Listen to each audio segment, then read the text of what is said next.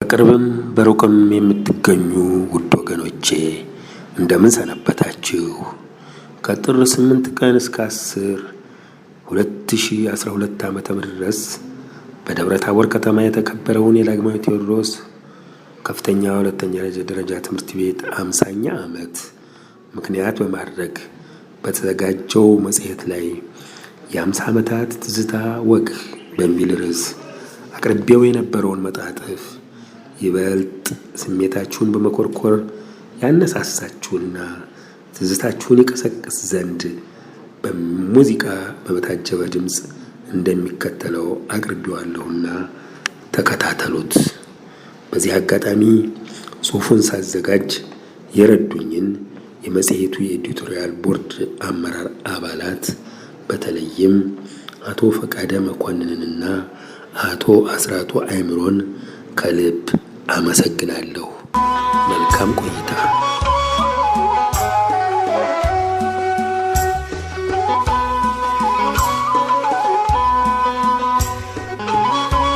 የ50 ዓመታት ትዝታ ወግ።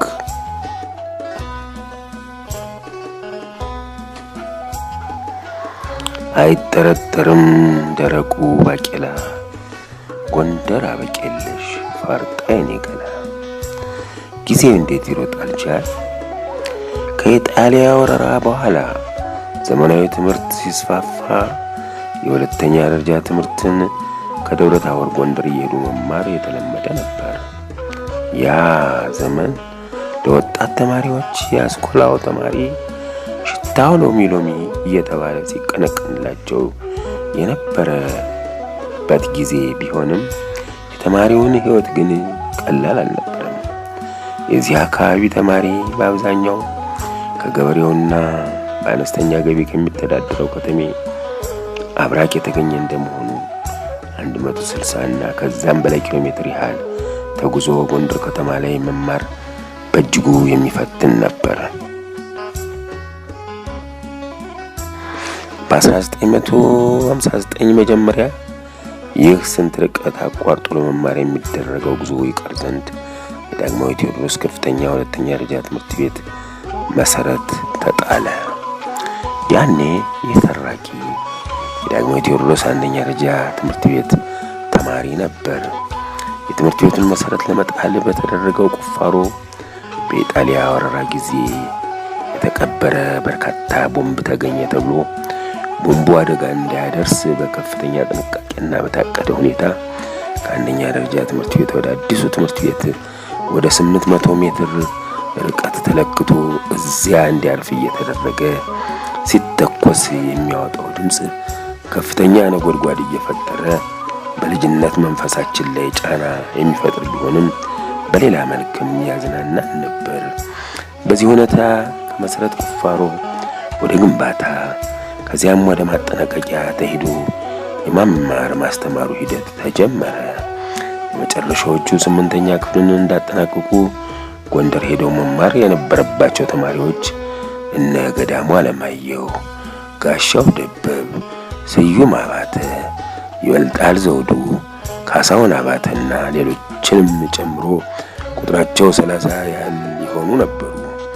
እነኚህ ወጣቶች እንደ ድል ሆኖ እስከ 8ኛ ክፍል በዳግማዊ ቴዎድሮስ አንደኛ ደረጃ ትምህርት ቤት የተማሩ ሲሆን 9ኛ ክፍልን በዛው ትምህርት ቤት ለጊዜው እንዲማሩ በመወሰኑ በዚሁ አግባብ ሲማሩ ቆይተው ሁለተኛ ደረጃው ስራውን ሲጀምር ወደዚያው ተዘዋውረዋል። ከነሱ በኋላ ወላጆቹ በስራ ምክንያት ተዛውረው ወይም በሌላ ግላዊ ምክንያት ካልሆነ በስተቀር ማንም ወደ ጎንደር ሄዶ ለመማር የሚያስገድደው ሁኔታ አልነበረም። እኛ የአንደኛ ደረጃ ትምህርት ቤት ተማሪዎች የነበርነው በዚህ በአዲሱ ዳግማዊ ቴዎድሮስ ከፍተኛ ሁለተኛ ደረጃ ትምህርት ቤት ገብተው የሚማሩ ተማሪዎች በእጅጉ ያስቀኑን ነበር። ይህ ትምህርት ቤት የሚቀበለው 9ኛ ክፍል ተማሪዎችን ሲሆን ጣሪያው 12ኛ ክፍል ሆኖ 9ኛ፣ 10ኛ፣ 11ኛ ክፍል ተማሪዎችን በየደረጃው ያስተምር ነበር። የተሰራው የመማሪያ ህንጻ እጅግ ዘመናዊ ሲሆን የአስተዳደር ቢሮዎችንና የርዕሰ መምህሩን መኖሪያም ያካተተ ነበር። በዚህ ትምህርት ቤት አመራር የታሪክ አሻራቸውን ጥለው ያለፉና ጸሐፊው የሚያስታውሳቸው ሁለት ርዕሰ መምህራንን ነው። ጋሽ አስረስ ደጀኔንና ጋሽ ታዬ ቸሬን። የመጀመሪያው ርዕሰ መምህር አቶ በቀለ ሙለታ ይባሉ እንደነበር ከታላላቆቹ የሰማ ሲሆን ከጋሽ አስረስ ቀጥሎ ደግሞ ጋሽ ነጋሽ የተባለው ተተክቶ ነበር። በተለይ ጋሽ አስረስ ነፍሱን ይማርና ርዕሰ መምህር በነበረበት ወቅት የነበሩ ሁኔታዎች በእጅጉ የሚገርሙ ናቸው። ጋሽ አስረስ ትምህርት ቤቱን በዘመናዊ መጽሐፍት ለማደራጀት የማያቋርጥ ጥረት እያደረገ በአዲስ አበባና በሌሎች ቦታዎች የሚገኙ አካባቢውን ተወላጆች በማስተባበር በጎ ምላሽ ሲሰጡት የስም ዝርዝራቸውን በጧት ሰልፍ ላይ ይገልጽልን ነበር። ከነሱ መካከል ዶክተር አክሎግ ቢራራ፣ አቶ አለማየሁ ስመኝና አቶ ፈቃደ በዛብህን ጸሐፊው ያስታውሳል። አዲሱ ትምህርት ቤት ስራ የጀመረበት ወቅት የግርማዊ ቀዳማዊ አፄ ኃይለ ሥላሴ መንግስት ማብቂያ እየተቃረበ የመጣበት በመሆኑ የተማሪው የአመፅ ንቅናቄዎች የተለመዱ ነበሩ። በትምህርት ቤቱ ተማሪዎች ካውንስል የሚባል አካል ንቅናቄውን ይመራ ነበር። ተራኪው ሁለተኛ ደረጃ ትምህርት ቤትን በተቀላቀለበት ወቅት አመራር ከነበሩት ፕሬዝዳንቱን ነጋ በላይን፣ ታደሰ ብርሌን፣ አቻም የለሽ አሸናፊ ምክትል ፕሬዝዳንቷ ወንዳለም ዋሴ፣ የአገናኝ መኮንንን በጨረፍታ ያስታውሳል። ያኔ አብዛኛው ተማሪ መሰረታዊ ፍላጎቶችን ለማሟላት የሚቸገር ቢሆንም አንዳንድ ተማሪዎች ደግሞ በተለየ ሁኔታ ልብሳቸውን በማሳመርና በመዘነጥ ይታወቁ የነበረ ሲሆን ጉልቤነት፣ ኳስ መጫወትና ጥበብን ማሳየት በተማሪው ህብረተሰብ ዘንድ አንቱ የሚያሰኙ ነበሩ። ተሜ ጥሩ የሚለብሱትን በጉልቤነታቸው የሚታወቁትንና በኳስ ጥበባቸው ሁነኛ ቦታ የተሰጣቸውን በስነ ግጥም እንዲህ ያወድሳቸው ነበር። ልብሴ ተስፋ ካሴ፣ ሹቴ በረደድ፣ ኩመካዬ አበበ፣ ፖርሳዬ ጭደድ።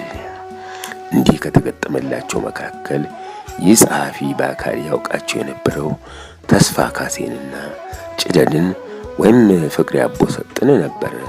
ተስፋ ካሴ በአሁኑ ጊዜ አውሮፓ ሆላንድ ውስጥ እንደሚኖር የታወቀ ሲሆን ፍቅሬ አቦሰጥ ወይም ጭደድ ከብዙ ዘመን የመምህርነት አገልግሎት ጋር መንፈሳዊ ሰው ሆኖ ቤተ ክርስቲያንን ያገለግላል አሉ። ቀሪዎቹ ሁለቱ ሙሉ ስማቸው በረደድ አድማሱና አበባ አሻግሬ በመባል ይታወቁ እንደነበር በቅርቡ ተገንዝቧል።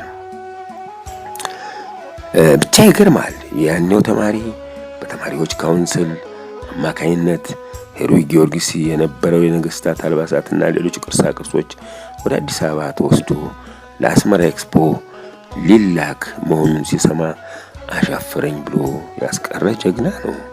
ያኔ ቅርሱን ወደ አዲስ አበባ ለመውሰድ የመጣ ነው የተባለ ዳኮታ አይሮፕላን ተማሪው አይሮፕላን ማረፊያውን ወሮ ያታርፍን ምልክት በማሳየቱ አውሮፕላኑ ሳያርፍ በመጣበት ሁኔታ እንዲመለስ አድርጓል። መሪው ሁሌ ይረብሻል። በየጊዜው የትምህርት ቤቱን አመራር የሚገዳደሩ አቋሞችን ይወስዳል። የወቅቱ አስተዳዳሪዎች ሕጋዊ እርምጃ እንዲወሰድ ይወተውታሉ። አስፈላጊ በሆነበት ጊዜም ተማሪውን መጥተው ያነጋግራሉ፣ ይመክራሉ። የሚሰማቸው ባያገኙም ያኔው ተማሪ ከጋይንት፣ ከስማዳ፣ ከሙስ ወንዝ፣ ከብናት፣ ከአዲስ ዘመን፣ ከወረታ፣ ከደራሃ ሙሲት፣ ከእስቴ፣ ከአፈረ ዋናት፣ ከግራሪያ እንዲሁም መፋጣና ሌሎችም የደብረ ታቦር አካባቢዎች የተውጣጣ ስብስብ የተካተተበት ነበር። የተማሪዎች ካውንስል ከሚደነቅባቸው ርዕሰ ጉዳዮች አንዱ በየዓመቱ ጥቅምት ወር የሚከበረውን የተባበሩት መንግስታት ድርጅት የተመሰረተበትን ቀን አስመልክቶ በተለያዩ ብራንዱ የነበራቸውና ታዋቂ ተማሪዎች እንዲቀርብ የሚያደርገው ዲስኩር ነበር። በጥቅምት 1966 ዓመተ ምህረት ላይ የመጨረሻውን ዲስኩር ካደረጉት መካከል ሰብስብ እንግዳየሁ የተባለው ወጣት ተማሪ ይጠቀሳል። የሰብስብ ንግግር ሰው ነህ ወይስ የቆሙት በሚል ርዕስ የተባበሩት መንግስታትን አቅመቢስነት ያሳበቀ ነበር ዲስኩሩ። ያንን የተማሪው በዓለም ዙሪያ የሚፈጸሙ በደሎችን እያየ ለምን ዝም ይላል በሚል በተቋሙ ወይም በተባበሩት መንግስታት ድርጅት ላይ ያለውን ነቀፌታ ለመግለጽ ከሰነዘራቸው የወቀሳ ንግግሮች አንዱ ነበር። በትምህርት ቤቱ ከሚመደቡት ኢትዮጵያውያንና ህንዳውያን አስተማሪዎች በተጨማሪ ቀዳማዊ ኃይለ ሥላሴ ዩኒቨርሲቲ የአሁኑ አዲስ አበባ ዩኒቨርሲቲ የሶስተኛ ዓመት ትምህርታቸውን ካጠናቀቁ በኋላ ሰርቪስ በተሰኘ መጠሪያ በሚታወቅ መርሃ ግብር ታቅፈው የሚመጡ መምህራንም ነበሩ። እነኚህ ወጣት መምህራን ተባባሪዎች፣ ቅኖችና መልካም ራዕያቸውን ለተማሪው የሚያጋሩ ነበሩ። አብዛኛዎቹ የተመደበላቸውን የሰርቪስ ጊዜ አጠናቀው የሚመለሱ ሲሆን አንዳንዶቹ እዚያው ለምደው በመምህርነታቸው የቀጠሉም ነበሩ። ያኔ በሰርቪስነት መጥተው ሲያስተምሩ ከነበሩት መካከል በአዲስ አበባ ዩኒቨርሲቲ አንጋፋ መምህር የነበሩትና አሁን መኖሪያቸውን አሜሪካ እንዳደረጉ የተሰማው ዶክተር ፈቃድ አዘዘና ከብዙ ዓመት የአሜሪካ ቆይታ በኋላ አሁን ባህር ዳር ዩኒቨርሲቲ በማስተማር ላይ የሚገኙት ፕሮፌሰር ሹመት ሲሻኝ፣ ጋሽ ምክረ ስላሴ ይገብሩ፣ ጋሽ ሲራክ ታደሰ፣ ጋሽ ግርማ ሸዋፈራውና ጋሽ ወርቁ አየለ ይጠቀሳሉ። በዚህ ሂደት እስከ 1966 ዓመተ ምህረት ከጠለቀ በኋላ በዚሁ ዓመት በመላ ሀገሪቱ ከፍተኛ አመጽ ሲቀሰቀስ የተማሪው እንቅስቃሴም አቅጣጫውን እየቀየረ መጣ። መስከረም 2 ቀን 1967 ዓመተ ምህረት ጃንሆይ ከስልጣን ወርደው ወታደራዊ መንግስት ስልጣን ሲይዝ የእድገት በህብረት ዘመቻ ተጀመረ። የተማሪዎች ካውንስልም ፈረሰ። መሄዴ ነው ዘመቻ፣ መሄዴ ነው ገጠር፣ ድንቁርናን ላጠፋ ከኢትዮጵያ ምድር የተሰኘው መዝሙር ዳር እስከ ዳር እያስተጋባ የወቅቱ የ11ኛና የ12ኛ ክፍል ተማሪዎች ወደ የተመደቡበት ዘመቻ ጣቢያ በመላው ኢትዮጵያ ተበተኑ። ከዚህ ጊዜ በፊትም ሆነ በኋላ ተማሪው ምንጊዜም ተስማምቶና ተጋብቶ በትምህርቱ ውጤታማ ለመሆን የሚጠራውን ያህል አልፎ አልፎ ቡድን እየለየ መደባደቡ የታሪኩ አካል ሆኖ ይጠቀሳል።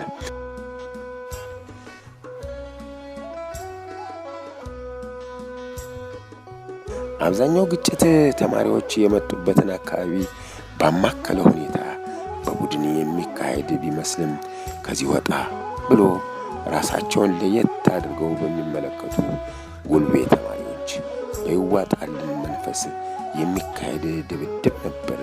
አንዳንዴም የዳዊትና የጎልያድ ፊልሚያ በሚመስል ሁኔታ ያልታሰበው ገናናና ይደፈር የነበረውን አሸንፎ የበላይነቱን ሲይዝ ተማሪው በአግራሞት ይመለከት ነበር።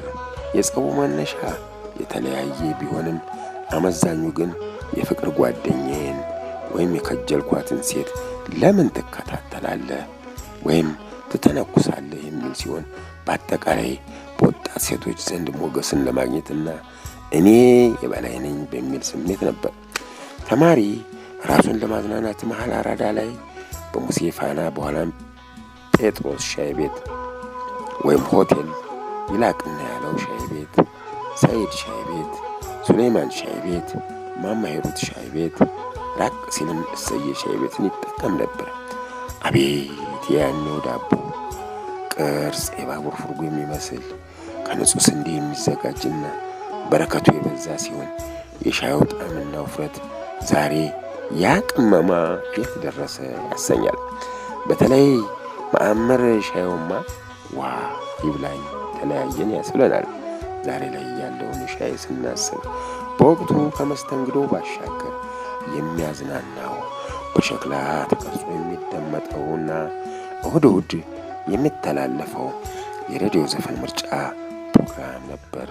ዘፈን ምርጫውን የሚያስኬዱት ስማቸው ወንድማማች ያስመስላቸው የነበረው ጋሽ አበራ ማሞና ጋሽ ጥሩነህ ማሞ ሲሆኑ የወቅቱ ተወዳጅ ዘፈኖችም በቁም ካፈቀርሽኝ፣ የዘንባባ ማርነሽ፣ ሞናሊዛ ነሽና የመሳሰሉት በጥላሁን ገሰሰ፣ ለሁሉም ጊዜውን ይጠብቅለታል፣ አልማዝ አልማዝዬ፣ እንዲሁም የሻረጊቱ በመሐሙድ አህመድ፣ የእናት ውለታዋና ፈረንጅ ሀገር ሳለ ወዘተ በብዙነሽ በቀለ፣ እንደ ገበቴ ሆና ያማለፊው አይንህ በሂሩት በቀለ፣ ማን ነበረ ቆንጆ፣ እኔ ልኖር እንጂ፣ እንደምነሽ ጎንደር በታምራት ሞላ፣ ተማር ልጀና፣ ሌሎች ባለማየሁ እሸቴ፣ እናቴ ናፈቅሽኝ፣ ተውቻለው ሆዴ ባያሌው መስፍን፣ የሽምብራው ጥርጥር በጌታ መሳይ አበበ፣ የሲዳሞ ቆንጆ በመልካሙ ተበጀ፣ የዘፋኑኞ ስም ቢዘነጋኝም ማሸለየን ወማ በላው የተሰኘውን የሚዘፍነው ኢትዮጵያ ሀገሬና ኑኑ የጫቅለዋ በፍሬው ኃይሉ፣ ባህላችን ይከበር እና መጠናት ትለፉ በተፈራ ካሳ፣ በኋላ ላይ ደግሞ የሙሉቀን መለሰ ዘፈኖች ደጋግመው ይመረጡ ነበር። ገና ከገጠር የመጣውን ተማሪ ሆድ የሚያስብሰው ደግሞ ሰፊ ሽፋን ይሰጠው የነበረው ሎሚ ተራ ተራ የተሰኘው ዘፈን ነበር።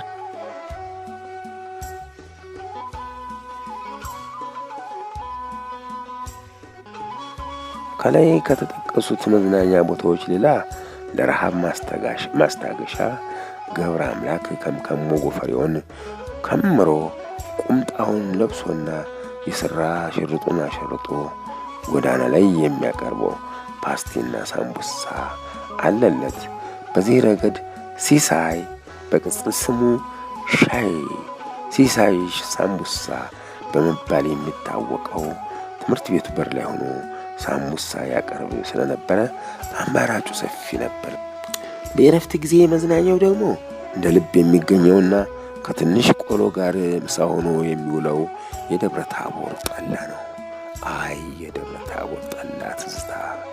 ከሽያጭ ባለፈ በዘመድና ወዳጅ ቤት በስፋት ለግብዣ የሚቀርብ ስለነበረ በጥራቱ በጣዕሙና በበረከቱ በሌላ ቦታዎች ያለውን የጠላ ዝግጅት ያስንቃል ብለን በድፍረት ብንናገር ዋሾ እንባል ይሆን?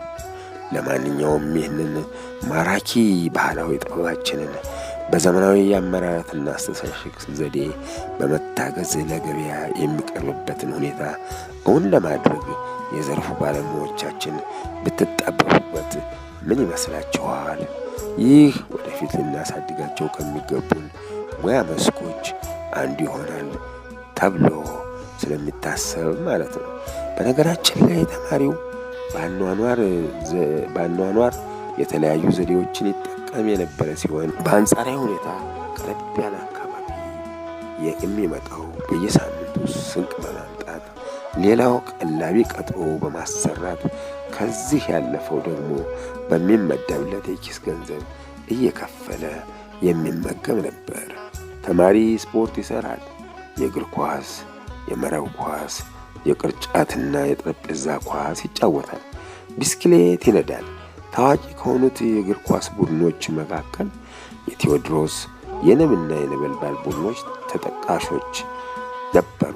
በየቡድኑ ይጫወቱ ከነበሩት በርካታ ወጣቶች መካከል ትዝ የሚሉን አለሙ አያሌው፣ ጣፈጠ ወልዴ፣ አማረ ፔሌ፣ ዋለ ዋሴ ወይም ጀዲድ፣ ዋለልኝ ገላውና የመሳሰሉት ናቸው። ቆየት ብሎ ደግሞ ኳስ ሲጫወት አታሎ ለማለፍ በሚያሳየው ትርኢት ጓድሽ ጓዳ የሚል ቅጽል ስም የተለገሰው መስፍን ኃይሉ የሚዘነጋ አይደለም። ከባለ ቢስክሌቶቹ በግንባር ቀደምትነት የሚጠቀሰው አርቪድ ሆጋንቢክ የኖርዌይ ተወላጁ የሆስፒታሉ ኃላፊ የዶክተር ሆጋንቢክ ልጅ ሲሆን ከእርሱ ቀጥሎ ገዳሙ አለማየሁ፣ በኋላም የእርሱ ወንድሞችና ክንዱ አበጀ፣ እነነጋ በላይም ነበሩ። ከሁሉ በላይ የተማሪውን ስሜት የምትሰርቀው ደግሞ የጋሽ ጸጋዬ ሞተር ብስክሌት ነበረች። ጸጋዬ ሞተሩን ይዞ ከራሱ ግሳ ግቢ አስፋው ግራር ከዚያም አለፍ እያለ በየቀኑ ሲያካልል ተማሪው ዳር ቆሞ በአድናቆት ይመለከተው ነበር። ተሜ ውሎ አዳሩ በትምህርቱ ላይ ያተኮረ እንደመሆኑ ሌሊት ለጥናት ሲነሳ ለመብራትነት የሚጠቀመው በናፍጣ የሚሰራ ኩራዝ ነበር። በኩራዝ ማጥናት ሽታውንም ሆነ በጤንነት ላይ የሚያደርሰውን ጉዳት የሚያውቅ ያውቀዋል። የተሻለ አቅም ያለው የሚጠቀመው በናፍጣ የሚሰራውን ፋኖስ ነው። ከእጅ አይሻል ዶማ። የኤሌክትሪክ መብራት የሚታየው አስቀድሞ በሆስፒታል በኋላ ደግሞ ሙሴ ፋና ቤት ነበር። ሌላው ነጋዴውና አምሽተው በመስራት ቀጥረው አክብረው በመገኘት የደንበኞቻቸውን ፍላጎት ለማርካት የሚታትሩትና የሚተጉት ነጋሽ አበጄ ዘለቀ፣ ጋሽ ሞላ አሰሙና መሰሎቻቸው ልብስ ሰፊዎች የሚጠቀሙት ነጭና ብርሃኑ ፏ ብሎ አካባቢውን የሚያፈካው የማሾ ፋኖስ ነው። ይህ ጭስ የለሽና ማራኪ ፋኖስ በአንዳንድ የግለሰብ ቤቶችም ጥቅም ላይ ይውል ነበር። በዚህ መሃል ከተማዋን ከእንቅልፏ የቀሰቀሰው የጄኔሬተር የኤሌክትሪክ መብራት ገብቶ ነው ህዝቡን በተለይም ተማሪውን እፎይ ያሰኘው። ከመብራት አገልግሎት ጋር ተያይዞ ታዲያ ቆጣሪ አንብቦ የአገልግሎት ሂሳብ ለመሰብሰብ የሚንቀሳቀሰው ጋሽ ቀለም ወርቅ ካሳውን ተጠቃሽ ነው።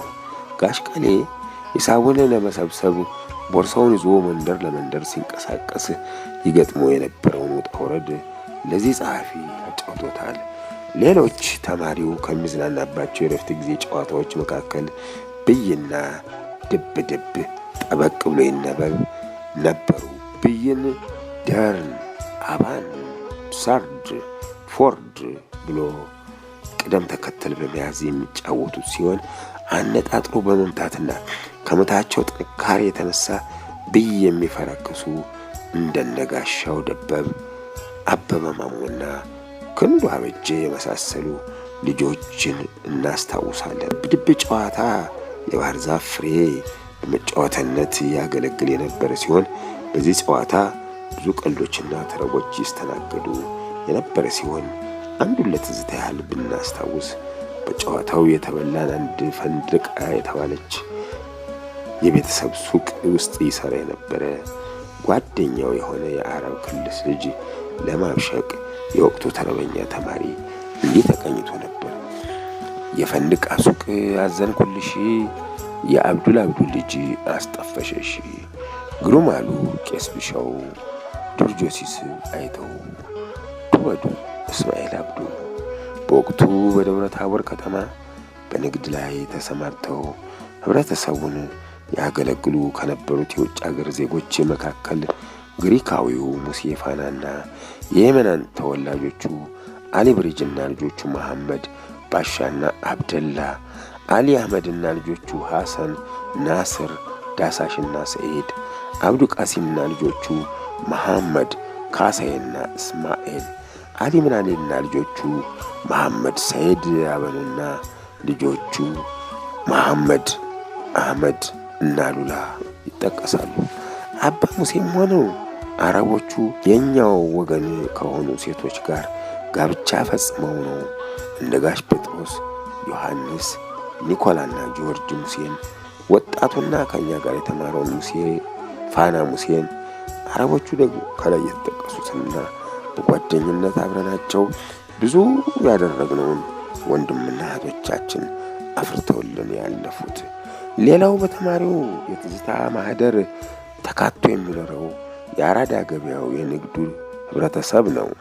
ከላይ ሲወረድ በስተግራ በኩል ባለው ሪጋ ከአቶ ክብረት ወንድም ይጀምርና አቶ አደመ ንጉሴ፣ አቶ ብርሃኑ ዘለለው፣ አቶ ወንድማገኝ ካሳሁን፣ አቶ ፈንታ በለጠ፣ አቶ በያፈርስ ፈለቀ ብሎ ማዶ ሲሻገሩና ከገበያው ዳር ተነስቶ ወደ ላይ ሲወጣ አቶ ወረታ ጌጤ፣ አቶ መኮንን ጌጤ፣ አቶ መሐመድ ሰዒድ፣ አቶ አቦሰጥ ንጋቱ፣ አቶ አለማየሁ ቢሆነኝና በወቅቱ በአፍላ ወጣትነት ዕድሜ ላይ ይገኝ የነበረው የሱቁ የቅርብ መሪ ጋሽ አስማራ አለማየሁ፣ አቶ መኮንን አስፋው፣ አቶ አንዳርጌ ሞላና አቶ ደመላሽ ታመነ ከነሱቆቻቸው ይታወሳሉ።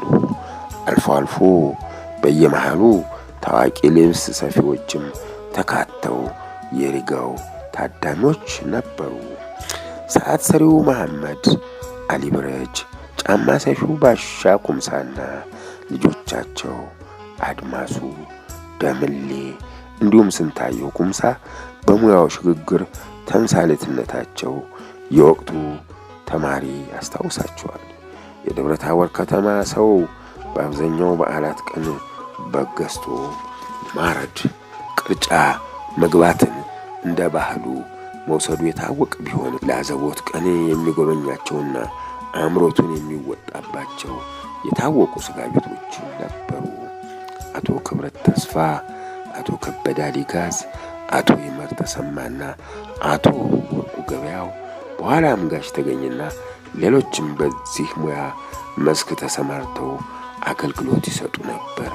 የከተማው ነዋሪ ቀደም ሲል ጀምሮ የሚዝናናባቸውና ተማሪውም እንዳመችነቱ ጎራ የሚልባቸው የወይዘሮ ጦቢያ ቅጣው፣ የወይዘሮ የኔጋላ፣ የወይዘሮ ጠየቁ ቅጣው፣ የአቶ መኮንን ካሳ፣ የወይዘሮ አረጋሽ፣ የወይዘሮ ነበቡ ንጉሴ ጠጅ ቤቶች ነበሩ።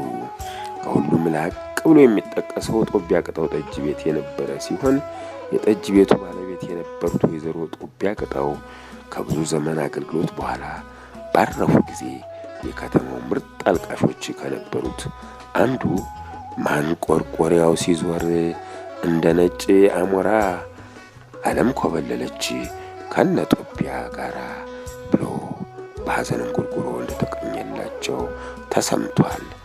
በኋላ ላይ ቻይና ይሠራው ከነበረው የወረታ ወልዲያ መንገድ መከፈት ጋር እየገነኑ የመጡት በወቅቱ ዘመናዊ ተብለው የሚጠቀሱት ኢትዮጵያ፣ የኔ ገላ፣ ወንድማገኝ ካሳሁን፣ የሺ ዓለም፣ አልጋነሽ፣ አስፋው አበጋዝና መሰሎቻቸው ሆቴሎች ከተማውን ያደምቁት ነበር። በከተማው እምብርት ላይ ተሰድረው የሚገኙት የአቶ ስመኝ ባይህና የአቶ መኮንን አስፋው ማደያዎች፣ ስልክ ቤትና ስልከኞቹ ስልከኛ ቢጠሩ፣ አቶ ተገኘ ዱባለ፣ ጋሽ በቀለና ሌሎችም የትዝታችን አካል ናቸው። በፍርድ ቤት ጎራ ስማቸው ጎልቶ ይጠቀስ የነበረው አቡካቶዎች ወይም ጠበቆች ደግሞ አቶ መልኬ ጉልቴ፣ አቶ ከበደ ንጉሴ፣ አቶ ጥላሁን ገሰሰ፣ አቶ ማረው ጸጋይና አቶ ተፈራ እንግዳየው በከተማው አደባባይ ተፈልገው አይታጡም ነበር። ከከተማው አገልግሎት ሰጪዎች መካከል ጸጉር አስተካካዩ ጋሽ ሲሳይና ልብስ ተኳሹ ጋሽ ሙልጌታ ትዝ ይሉናል። በደብረ ታቦር ከተማ በዓላትን ተከትሎ የከተማው ታዋቂ ሰዎች ዝክር ዘክረው የሚጠሩ ሲሆን በዚህ ዝክር የሰው ልዩነት ሳይፈጠር ሁሉም ይጠራል። ይልቁንም ሁሉም መምህራን የዝክሩ ግብዣ ታዳሚዎች ነበሩ። በተለይ ደግሞ በከተማው በሚገኘው አጅባር ሜዳ ላይ በየዓመቱ ጥር 25 ቀን የሚከበረውን የሰማዕቱ ቅዱስ መርቆሬዎስ በዓል ፈረስ ጉግስና የዝክር ግብዣውን ጸሐፊው በአግራሞት ያስታውሳል። በእውቀታቸው አንቱ ከተባሉ የቤተ ክርስቲያን ጠንካራ አገልጋዮች መካከል ቄስ ብቻው፣ አለቃ ፈረደ፣ አለቃ መኮንን፣ ሙልጌታ ማንጠግቦት፣ አለቃ ህላዌ፣ አለቃ ጥሩነህ እንዲሁም ቤተ ክርስቲያናቱ ከትምህርት ቤቱ ራስጌ ላይ የሚገኘው መድኃኔ ዓለም፣ መንበረ ብርሃን፣ እናቲቱ ማርያም፣ ልጅቱ ማርያም፣ አራዳ ሥላሴ፣ ደብረ ታቦር ኢየሱስ፣ ወይብላ ማርያም በተማሪው ዘንድ ይዘከራሉ። ከእስልምናው ቤተ እምነት ደግሞ ግራዝማች አባ ጉልበት፣ ነጋድራስ ዘይኑ፣ ሼህ ገበየው፣ ሐጂ እንድሪስና ሼህ ኢሳ መሃል ከተማ ላይ ከሚገኘው መስጊዳቸው ጋር የታወቁ ነበሩ። የአድቬንቲስት ሚሽን ትምህርት ቤት ያፈራቸው የሀገር ተወላጅ ወጣቶች የሁለተኛ ደረጃ ትምህርት ቤታችን ታዳሚዎችና ጓደኞቻችን ነበሩ። የደብረ ታቦር ሆስፒታል ለመላው የአካባቢው ህብረተሰብ የሕክምና አገልግሎት ይሰጥ የነበረ ሲሆን ይህን ሆስፒታል ጠቅሶ የዶክተር ሆጋንቪክን እና የእርሱ የቅርብ ረዳትና አስተርጓሚ ሆኖ ያገለግል የነበረው አቶ ደሴ ጉዳይን እንዲሁም አሁን ድረስ ባሉበት በኖርዌይ ሀገር ሆነው በጣፋጭና ባለለዛ አማርኛቸው ለደብረ ታቦር ያላቸውን ተቆርቋሪነት የሚገልጹትን ልጆቹን ዶክተር አርቢድንና በአማርኛ ስማቸው እታለምንና ጽጌ በመባል የሚታወቁትን እህቶቹን ሳይጠቅሱ ማለፍ ከባድ ነው። በዚህ ርዕሰ ጉዳይ ላይ የዳግማዊ ቴዎድሮስ አንደኛ ደረጃ ትምህርት ቤት 50ኛ ዓመት ሲከበር ራሱን የቻለ ግጥም የተጻፈና ወደፊትም እንደሚጻፍ የሚጠበቅ በመሆኑ ቦታ ላለማጣበብ በዚሁ ማለፍ ይመረጣል።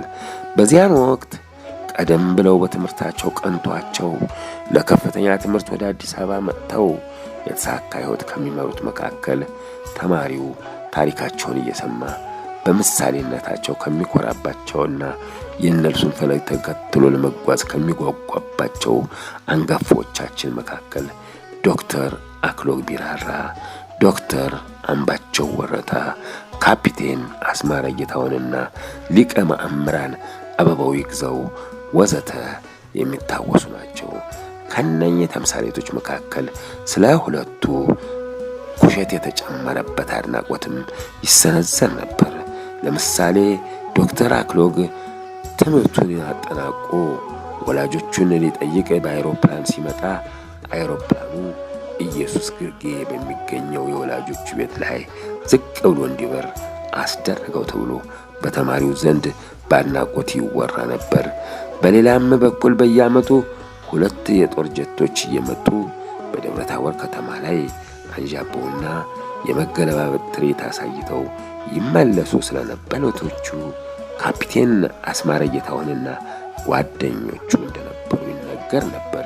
ከዚሁ ጋር አያይዞ ተማሪው አሟሙቆና አጋኖ የሚያወራው እኚሁ ብርቅዬ አብራሪዎች በችሎታቸው የላቁ ከመሆናቸው የተነሳ አይሮፕላናቸውን እያገለባበጡ በአባይ ድልድይ ስር ሾልከው አልፈዋል የሚለው ጸሐፊው አሁን ላይ ሆኖ ሲያስበው አይሮፕላኑስ መሽለኩን ይሽለክ፣ ግን እንዲያው ያ ነጎድጓዳማ ድምፁ እንዴት ድልድዩን ፍርስርሱን አላወጣውም ተብሎ አለመጠየቁ በራሱ ያስገርመዋል።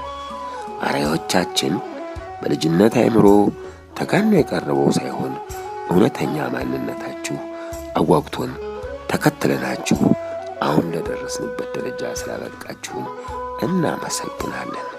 አካባቢያችንን በእድሜ የበለጸጉ መካሪና ዘካሪ አባቶችን በተደጋጋሚ የሚያፈራ በመሆኑ ታሪካቸውንና የሚያውቁትን ሁሉ መዝግበን ለማስቀረት ባንታደልም በወቅቱ ስለ ወደፊቱ ኢትዮጵያ የነበራቸውን እይታና ስለ ራሳችን መጻኢ ዕድል አዘውትረው ትምህርት ቤት እየመጡም ሆነ ባገኙን ቦታ ሁሉ ይመክሩን የነበሩት እንደነ ብላታ ግማሴ መኮንን፣ ብላታ ገብረ ሕይወት፣ ግራዝማች ቢሆነኝ፣ ፊታውራሪ አለነ ገብሬ፣ ግራዝማች አሊ ጋዚመር፣ ብላታ ከበደ ምሩ፣ ብላታ ሳህል የተገኘና መሰሎቻቸው ከልባችን የማይጠፉ አባቶቻችን ናቸው።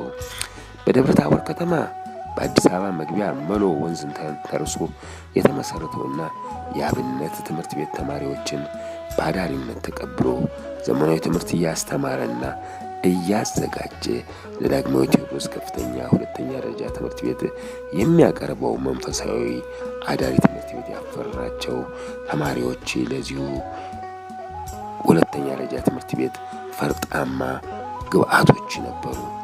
እነኚህ ተማሪዎች ለእያንዳንዳቸው ከተመደቡላቸው ጀርመናውያን ሞግዚቶቻቸው ላክላቸው ካሜራዎችና መሰል የቴክኖሎጂ ውጤቶች ተመስርተው በቀሰሙት የቴክኒክና የቢዝነስ እውቀት ሕይወታቸውን የሚመሩና ከራሳቸው አልፈው ሰራተኞችን ቀጥረው የሚያስተዳድሩ እንደ ጹብ ጌጡ ያሉ ከመሰሎቻቸው ቀድመው በመድረስ ከኛ ጋር 12ኛ ክፍልን አጠናቀው ከዩኒቨርሲቲ ከተመረቁት በግንባር ቀደምትነት የሚጠቀሰው መርሻ ኃይሌ፣ በብዕሩ ለዛ የሚታወቀው ሆተ ብርሃን ጌጡ በዚህ ጸሐፊ ይታወሳሉ።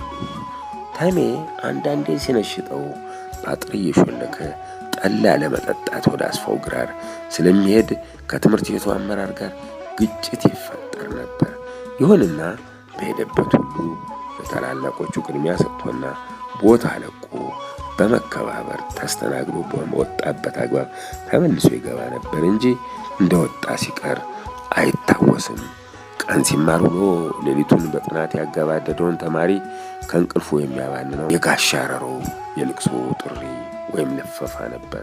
ጋሻ አረሮ ልፈፋ የሚጀምረው ከሌሊቱ 10 እስከ 11 ሰዓት ያለው ጊዜ ነበር።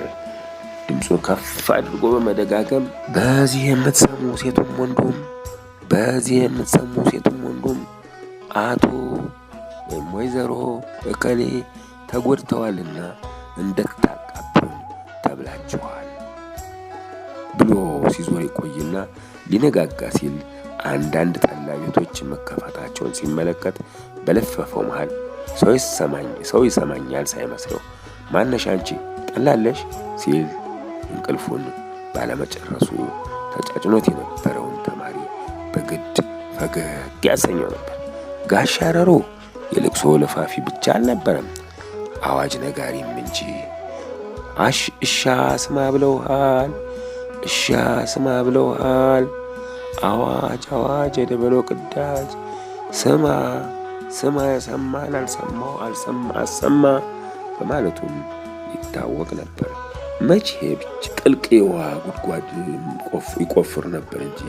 ከእርሱ ጎን በለፋፊነቱ የሚታወቀው ደግሞ ጋሻ ማኑ ነበር። ያቺ ከተማ ብዙ የህብረተሰብ ክፍል የምታስተናግድ እንደመሆኗ በአእምሮ ህመም ምክንያት ከጤናማ ህይወት ወጥተው አልባሌ ልብስ ለብሰው እንዳም ሲል ራቁታቸውን ሆነው በከተማው ጎዳና የሚዘዋወሩ ምስኪን ወገሬዎቻችንም ነበሩበት።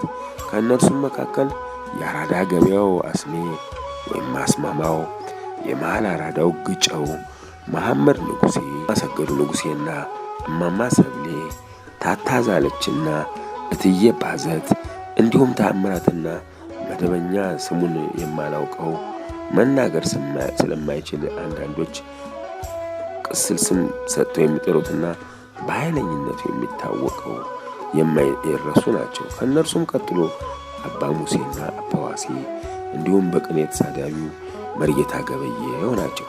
እነኚህ ሰዎች በሚንቀሳቀሱበት ተንኮለኛ ተማሪዎች ስለሚተነኩሷቸው ከተማውን በድንጋይ ውርዋሮ ቀውጢ ያደርጉት ነበር።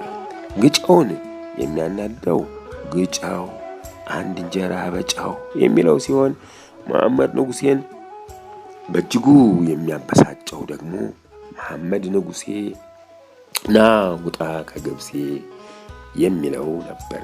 ይሁንና እነኚህ ሁለቱ ከማኩረፍ አልፈው ረብሻ የሚፈጥሩ አልነበሩም። አደገኛዎቹ አስሜና አዘውትሮ ድንጋይ በመወርወር የሚታወቀውና ትንሽ ነገር የሚበቃው ከላይ ስሙን የማላውቀው የተባለው ተጠቃሾች ናቸው። አስሜ የዕለት ጉርሱን የሚቸሩት ባለሱቆቹና ልብስ ሰፊዎቹ ስለነበሩ መነሻውም ሆነ መድረሻው አራዳ ገበያ ነበር። ታዲያ አስሜ አርፎ ከተቀመጠበት የደበረው ተማሪ እንደ መዝናኛ እየቆጠረው ነው መሰል አስሜ ታረቅ ብሎ ተንኮስ ሲያደርገው በብስጭትና በድንፋታ ዞር በል ከአንድ ቦሜዳ ሰው ጋር አልታረቅም እያለ ተንኳሹን አገኛለሁ ብሎ ባሰበው አቅጣጫ ሁሉ የድንጋይ ናዳውን ያወርዳል። በዚህ ጊዜ በዚህ አካባቢ የተገኘ ሰላማዊ ሰው ወዮለት። ግን አስሜ ያን ሁሉ ናዳ ወርዶ ጉዳት አድርሷል ሲባል ተሰምቶ አይታወቅም። አስሜ በፍቅር ከቀረቡት ተጫዋችና ሰላማዊ ሰው ነበር። ከላይ የጠቀስኩትን ስሙን ባለማወቄ ይቅርታ ይደረግልኝና ጨዋታ ብሎ ነገር አያውቅም። ተተነኮሰም አልተተነኮሰም በፈለገው ጊዜ የድንጋይ ናዳውን ያወርዳል። እርሱ ዘንድ ቀልድ የለም።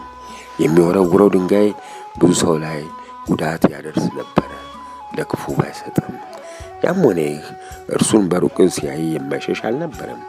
ከሴቶቹ እትዬ አዛለች ዝም ብላ ራቁቷን ነበር የምትሄደው። የእትዬ ባዘት ነገር ደግሞ በእጅጉ የሚገርም ነበር። ሁሌም ዳመን ባለ የሀገር ባህል ልብስ ተውባ ዘንፋላ ጸጉሯን የሚያምር ሹርባ ተሰርታ ነበር ከተማውን የምታካልለው።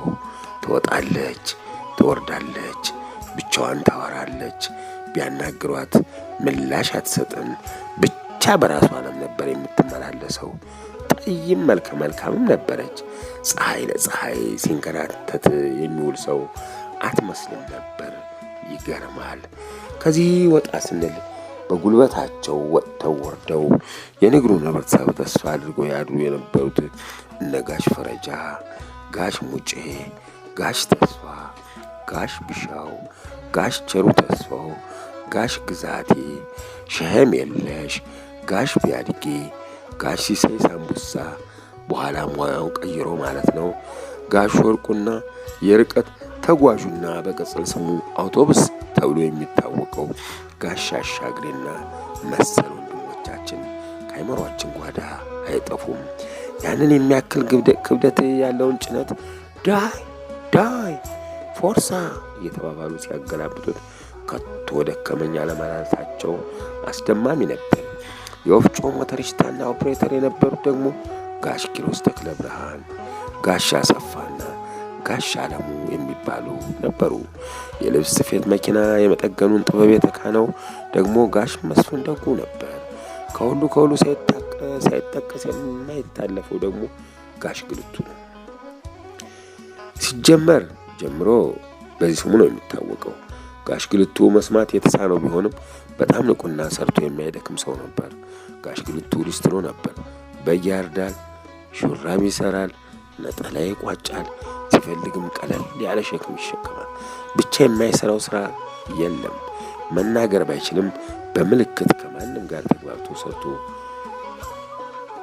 ውሎ ይገባል። በሰርግ ጊዜም በራሱ ቅኝት እያልጎመጎመ እስክስታ ሲወርድ ተማሪው እየሳቀም በማህበራዊ ሕይወቱ የትስስር ጠንካራነት በእጅጉ ያደንቀው ነበር። የአካል ጉዳት ሰርቶ ከማደርን እንደማያግድ ለተማሪው የተግባር አስተማሪ ነበር ጋሽ ግልቱ። ተማሪው በየቀኑ ከሚመለከታቸው ሰዎች መካከል ድንቁ ታዴ አንዱ ነበር። ታዴ ቁመቱ በግምት ከ60 እስከ 70 ሳንቲሜትር ቢደርስ ነው። መልኩ ጠይም፣ ጸጉሩ ሉጫና ሙሉ በሙሉ የሸበተ ነበር። በዛ ላይ ቢቀልዱበት ቢያንጓጥጡት ምላሽ አይሰጥም። በእጅጉ ዝምተኛ ነበር። ሲመርቅም ሆድ ይመርቅ ብቻ ነበር የሚለው። ዛፍ በመቁረጥ ጥበባቸው የሚጠቀሱት ሁለት ግለሰቦች ሲሆኑ ረጃጅም ባህር ዛፍ ጫፍ ላይ ወጥተው ቅርንጫፉን እየገነጠሉ ሲጥሉት ቀሪው የዛፍ አካል ለምን ተነካው በሚል ስሜት ታች ወርዶ እንደገና ሲቃና በእጅጉ ያስፈራል። እነርሱ ያንን ትርኢት ከምንም ሳይቆጥሩ ስራቸውን ሲያከናውኑ፣ አላፊ አግዳሚው ግን አደጋው እየታሰበው ተሸማቆ ያልፍ ነበር።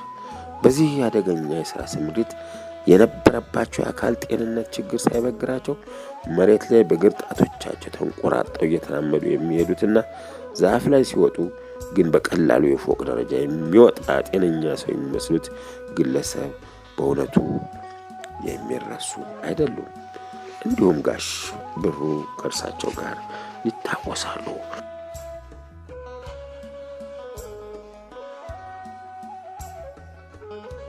ወደ ትምህርት ቤቱ ግቢ ስንመለስ በዛን ጊዜ የነበረው መምህራን ስብጥር በእጅጉ የሚያምር ኢትዮጵያዊ ድባብን የተላበሰ ነበር። ጥቂቶቹን ለማስታወስ ያህል ጋሽ አስረስ ደጀኔ፣ ጋሽ ታዬ ቸሬ፣ ጋሽ ዳኛው ካሰና ጋሽ ልሳነ ወርቅ አማሮች፣ ጋሽ አባቡ መኪሶ ደቡብ፣ ጋሽ ፋንታ ሱባና ጋሽ አኩማ ድሪባ ኦሮሞዎች፣ ጋሽ አብለል፣ ጋሽ ሙሉና ጋሽ አስፋው ገብረሕይወት ትግሬዎች፣ ጋሽ ሽንበዛና ጋሽ ካሳ ጉራጌዎች የነበሩ ሲሆን እንዲያውም አንዳንዶቹ እህቶቻችንን አግብተው ተወዳጅ አማቾቻችን ሆነው የዘለቁ ሲሆን በተማሪው ዘንድ በእውቀታቸው እንጂ በማንነታቸው አንድም ቀን ጥያቄ ተነስቶ አያውቅም። ከህንድ አስተማሪዎች መካከል እነ ሚስተር ራጃ፣ እነ ሚስተር ሻርማን ሲንግ፣ ለብረን አሌክሳንደር የነበሩ ሲሆን በታታሪነቱና በስነ ምግባሩ ከመደነቁ ባሻገር በትምህርት ቤቱ ለረጅም ጊዜ በመቆየት ግንባር ቀደም የሆነው ሚስተር ኩማር ተጠቃሾች ናቸው። ነጋ ብሩ ሰፈር ተማሪው ጠላ ከመጠጣት ጀምሮ ለዋዛ ፈዛዛ ጨዋታ አዩኝ አላዩኝ ብሎ ጎራ ከሚልባቸው ቦታዎች መካከል ግንባር ቀደም ተጠቃሽ ነው። ታዲያ እንዲህ እንደ አዲስ አበባው በረሃ የፍቅር ማዕከል ሆኖ የቆየው ነጋ ብሩ ሰፈር ለመንገድ ስራ ተብሎ ምንቅርቅሩ ሲወጣ እንዳልተበላበት እንዳልተጠጣበት ነጋ ብሩ ሰፈር ግሬደር ተነዳበት ተብሎ በመጻተኛ ታዳጊ ወጣቶች ጓድሽ ጓዳ ቅኝት ተቀነቀንለት። በአብዮቱ ዘመን የነበሩት የተማሪው የታሪክ ትዝታዎች በእጅጉ የሚያሳዝኑ በመጠኑም ፈገግ የሚያሰኙ ነበሩ። የ1960ዎቹ መገባደጃ የጭንቅና ተስፋ መቁረጥ አባዜ የተጠናወተው ጊዜ ነበር። በ1967 መገባደጃ ግራዝማች አድማሱ በላይ ከመንግስት ጋር ባካሄዱት ውጊያ በተፈጠረው ግርግር ትምህርት ቤቱ በመዘረፉ ምክንያት በቀጣዩ ዓመት ማለትም 1968 ዓመተ ምህረት እንዲሁም 1969 ዓመተ ምህረት በተማሪው የፖለቲካ ተሳትፎ መጉላት ትምህርት ቤት ተዘግቶ ነበር። ይህ ወቅት ተማሪው በአብዛኛው የአፓን ጥሪ ተቀብሎ በረሃ የገባበት፣ ቀሪውን ጎራ ለይቶ ለጎሪጥ የሚተያይበትና የሚተነኳኮስበት ወቅት ነበር። ከዚሁ ጋር ተያይዞ የመንግስት አጸፋዊ የኃይል እርምጃ በርካታ ወጣት ትምህርት ትቶ በተገኘው ስራ ተሰማርቶ በተማሪነቱ ከሚደርስበት ወከባ መገላገል ይፈልግ ነበር። ከዚያም ባሻገር በረሃ ገብቶ ከመታገል አልፎ በፖለቲካ ጥገኝነት ወደ ውጭ ሀገራት መሰደድም የተማሪው ዕጣ ፈንታ ሆነ። የቀረው ተማሪ ወደ ትምህርት ቤት እየሄደ ወጣ ገባ ቢልም ትምህርት በስርዓቱ አይካሄድም፣ ተማሪውም አያጠናም ነበር። እንዲያውም ፈተና ሲደርስ በትምህርታቸው ጎበዝ የነበሩ ተማሪዎች ተመርጠው ፈተናውን እየሰሩ ለመላው ተማሪ እንዲያሰራጩ የተደረገበት ጊዜ በአግራሞት የሚታወስ ነው። በ1969 ግማሽ ዓመት ተምሮ ትምህርቱን ያቋረጠው ተማሪ በ1970 ዓ.ም መጀመሪያ ላይ በነፃ የማለፍ ዕድል ተሰጥቶት ወደሚቀጥለው ክፍል ተዘዋውሮ እንዲማር የተደረገበት ሁኔታም የታሪኩ አካል ነው። በዚያ ቀውጢ ዘመን የሚጠቀስ በጎ ትዝታ ቢኖር የእናት ሀገር ጥሪ ባዛር ዝግጅት ነበር።